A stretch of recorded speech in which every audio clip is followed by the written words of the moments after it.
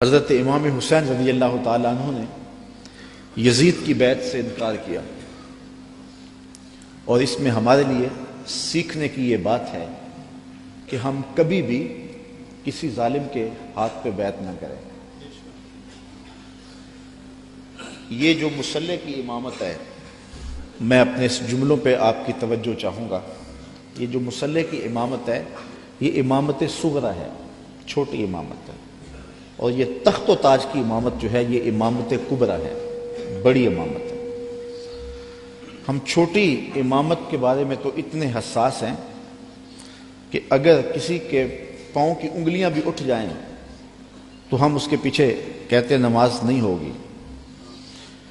اگر کسی شخص کی داڑھی کا سائز چھوٹا ہو تو ہم اس پہ احتیاط کرتے ہیں کہ اس کے پیچھے نماز واجب الاعادہ ہے۔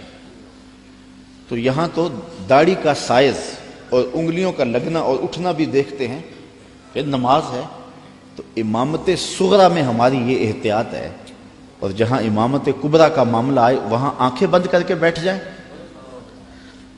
تو ہمیں سوچنا ہوگا، حضرت امام حسین رضی اللہ تعالی عنہ نے فرمایا تھا وَمِثْلُنَا لَا يُبَايِعُ، یہ نہیں کہا تھا کہ میں یزید کی بیعت نہیں کرتا، کہا میرے جیسا شخص یزید کی بیعت کر کیسے سکتا ہے۔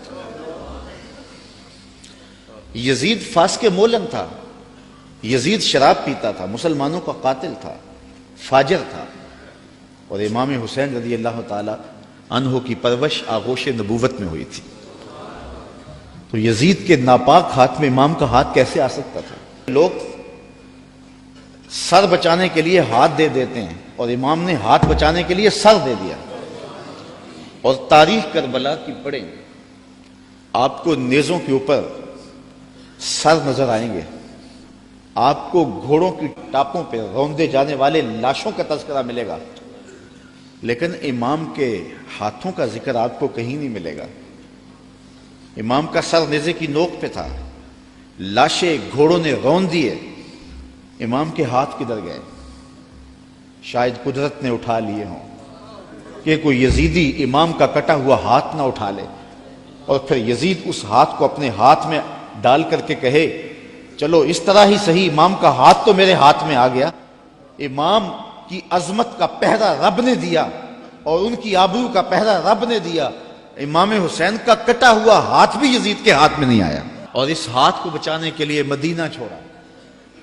مدینہ چھوڑنا کوئی آسان تو نہیں نا، 8 دن کے لیے آج ہی جاتا ہے نا، مدینے میں رہتا ہے، اور جب چھوڑتا ہے تو قیامت ٹوٹ رہی ہوتی ہے۔ کسی نے پوچھا تھا عمرے اور حج کا ماجرا، تو میں نے کہا تھا کعبۃ اللہ پہ پہلی نظر مشکل ہے، اور روضہ رسول پہ آخری نظر مشکل ہے۔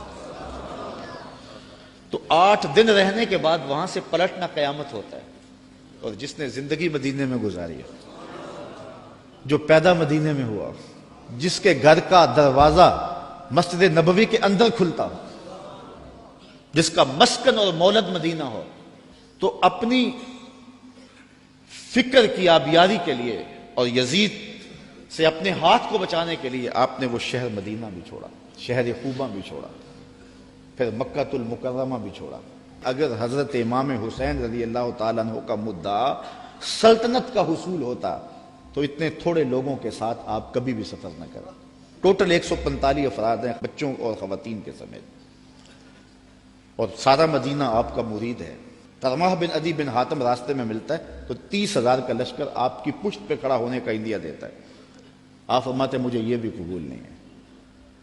یزید کا مکروہ چہرہ بے نقاب کرنے جا رہے تھے، اور اس شہادت کو چومنے جا رہے تھے جس کی بشارت رسول اللہ نے دی ہوئی تھی، اور پھر بڑھتے گئے، اور اٹھنے والے قدم حضرت امام کے پیچھے نہیں ہٹے، اور قیامت تک لوگوں کو درس اور سبق دے گئے کہ حق کے لیے جان کا نذرانہ پیش کرنا پڑے تو یہ سودا سستا ہے۔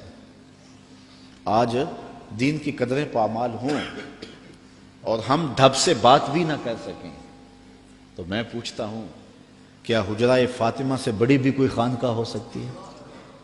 کیا حسین ابن علی سے بڑا بھی کوئی سجادہ نشین ہو سکتا ہے؟